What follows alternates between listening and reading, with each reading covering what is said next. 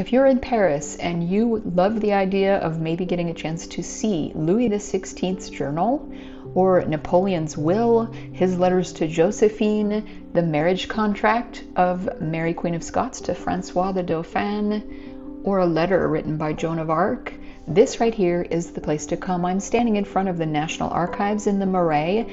The tower and gatehouse that you see here are all that remains of the 14th century Templar property. The rest of it has been updated in the 1700s to the mansion that we're going to go in and see some of the most amazing documents that you can find in Paris. I grabbed a quick little cafe, sort of caprese salad here, right catty corner from the corner of the building here, and it's right just steps from the entrance. This one's really easy to find if you're in the Marais. Just walk up Rue des Archives, walk right in, and like I said, it's free. I spent maybe an hour in here, but I was really excited that they had Napoleon's will on display as a temporary exhibit, so let's go in and check it out. And what we're walking up to was the original Paris residence of the powerful Dukes of Guise, and then passed into the Rohan-Soubise family. And there is a bathroom right here. When you come in on the right, go down that hall and you'll find a restroom, which I have always learned when you're in Paris, if you see a restroom, use it, because you don't know where the next one will be. And what you'll see when you first come in, there's a room with this model of the Bastille, but what I was really here for was the documents, and if you love old documents, this will be heaven for you. It starts with some 1960s notes to General de Gaulle, and there is a letter right next to it, and all of these are under glass, but you can stand here as long as you want. And here we have an 1813 recommendation for a surgeon aide major in the Grande Armée. There is a commission for the National Guard signed by the future Charles X. Marriage license of Molière, scandalous story you should look up, to a 20 years younger woman. A letter of Queen Marie de Medici to Louis XIII in her own handwriting.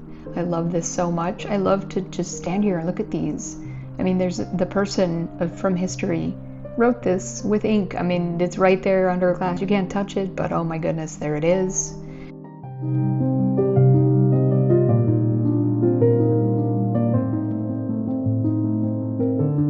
And then they break it up into sort of different styles of writing from different epochs. And this one is a letter from 716 AD, unbelievably old. And I don't know if I zoomed in on what this was. Sometimes you can see the little sign down below that'll tell you what it is, and I'll try to note what each of these things are about. This one, look how old these are. The writing is so beautiful, from 816 AD. Beautiful, beautiful documents.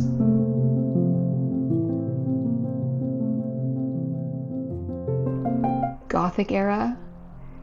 We have beautiful 1210 AD document with the seals still attached. And seals like this were used to verify and authenticate who it was from, and sometimes for security as well. And here we have a report from 1683 from the Intendant of Languedoc discussing ways to re-establish peace, la tranquillité, in Vivarais in Tournon, September of 1683.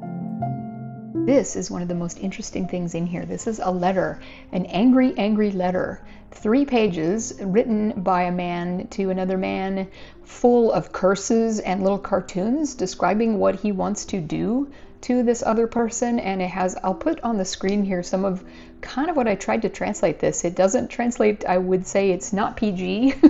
He's cursing this person for whatever reason, and I had to search around online to find this letter, and I found all the pages of it. So I will post that here, and you can see I tried to translate some of it just on my own on the side, and it was kind of shocking how angry that man was who wrote that letter. Whatever this was about, there's a lot of anger. The guy includes drawings of like the devil taking you to hell, and he includes pictures of like, here's you, here's me. There's a tombstone and a knife, and it says knife next to it in case there's any mistake. Like, a lot of anger. And here we have the last notes of Robespierre from 1794, before he was executed at the guillotine. And a letter talking about the work being done at Versailles in 16 1785 to Louis XIV from Colbert. Just so cool to see this stuff. If you get a chance to come in here and you love this sort of thing, it wasn't very busy. Not very many people in here because, I don't know, many people are not history nerds like me. This is Louis XVI's journal. July 14th of 1789, he just wrote Rien. And that was the day of the storming of the Bastille. The revolution took place. That day basically started the end of his reign, and he wrote nothing happened today. A letter from Napoleon to Josephine saying, I kiss you everywhere, je t'embrasse partout, partout. I kiss you everywhere, everywhere. Absolutely the coolest letters handwritten by these people.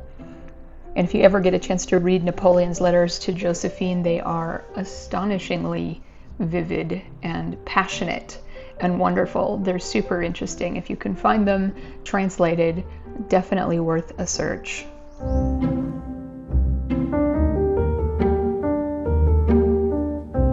Just next to that is a letter handwritten by the court painter David, who also painted the coronation portrait, giant one, that you will see probably in the Louvre, of Napoleon's coronation, among many other famous portraits and paintings of the era. And here is a handwritten letter from Voltaire in 1762. Amazing to see these still saved. And here's a very old document that I didn't make a note of what it is. You can see an undated painting of the view of Dunkirk from the sea.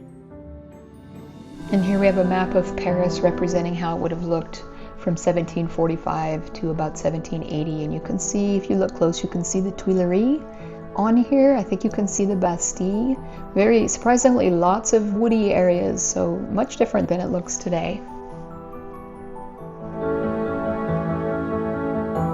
Here we see a copy of the Constitution of the Republic from 1958, so obviously not a super old document, but very important nonetheless. And a letter from Philippe VI de Valois from 1347. I love being able to linger over these too. It's so nice to come in here. If you like to look at old documents, you're not going to be rushed along as you look at these. You can really take your time. And they let me film, which was great. And here, coming up, we have the oldest document in the archives, which is on very, very old papyrus from 625. And it looks like it's written by a King Clotaire. I couldn't read it, but there is a plaque down below that explains what this was. But look how old, barely holding together. I just love this sort of stuff. I wish I could work in the archives, and I want to be that old lady that works in the back with all the documents. Here we have the Testament of Abbot Suger of Saint-Denis from 1137. And at the end, I looked close. It looks like these are all names at the bottom. It was hard to tell, but I looked in there, and it looks like those are all names. I'm not sure what that list was. I can't read Old French, but the seal is still there. Super cool little document. And here we can see a papal bull from 1312. Just amazing. And right next to it, we have a letter from the Emperor Frederick in 1246. And next to that, we have a letter from Joan of Arc to the inhabitants of Reims from August of 1429. I don't know if she actually wrote that, but can you imagine if that's her handwriting? Oh my goodness, be still my heart. And here you can see an early example of rolls, where they started to make documents long, where you could just unroll it and roll it back up as a big scroll, basically. And here we have the marriage treaty in 1558 between Mary Stuart and Francois, the Dauphin of France. And if you look close right there, that really up and down spiky initialed signature is her name, Marie, where she signed it with her own hand. There it is. And Francois right next to her. And she would go on to be known as the Queen of Scots, which is a story for another time. Here are city registers from different quarters from the 13 and 1400s.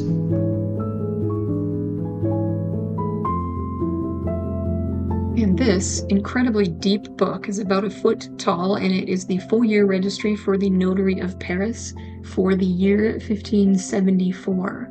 And I wish I could work in the back with the white gloves. I could carefully crack this open and maybe see what records are inside this amazing book.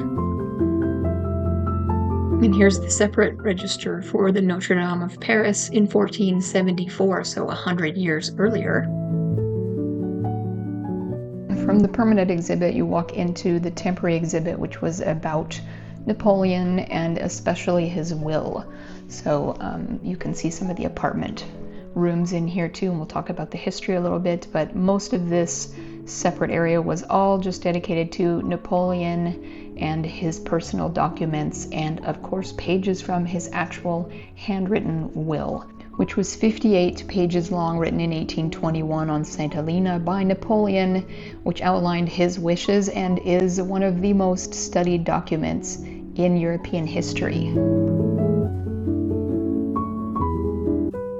And then you can see some of these beautiful apartments, which have not changed much from the 1700s when they were the private Paris residence of the Prince and Princess de Soubise. This was known as the Hotel de Soubise. They bought it from the powerful Dukes of Guise in 1700 and renovated it to what we see now. The mansion had been the Hotel de Guise. Francois de Rohan married Anne-Julie, Dame de Soubise, in 1663, inherited her title, and they called themselves the Prince and Princess of Soubise. The legend is that they renovated this palace, paid for with funds possibly provided due to the fact that Francois' wife Anne-Julie was a fairly long-term mistress of Louis XIV, who paid Francois considerable sums of money in consideration of his services. She died here in 1709 after 46 years of marriage and 11 children with Francois, at least one of whom was probably King Louis XIV's son. And Francois died here at the age of 81 or 82 in August of 1712. Their descendants today include the Dukes of Montbazon and the Prince of Monaco. In 1808, it became property of the state, and it now houses the National Archives. The museum opened officially in 1867 with the free permanent collection on display, and then the revolving temp exhibits. The Napoleon's will be on display through the end of June of 2026, followed by a Lafayette display that was being set up to run through, I believe, July and August of 2026. I hope this inspires you to try this beautiful free museum in the heart of the Marais. It is a gorgeous spot, and if you love old documents, oh my goodness, I can't imagine a better free place to go and get your fill of beautiful, beautiful ancient documents. Thanks for watching. We'll see you in the next video.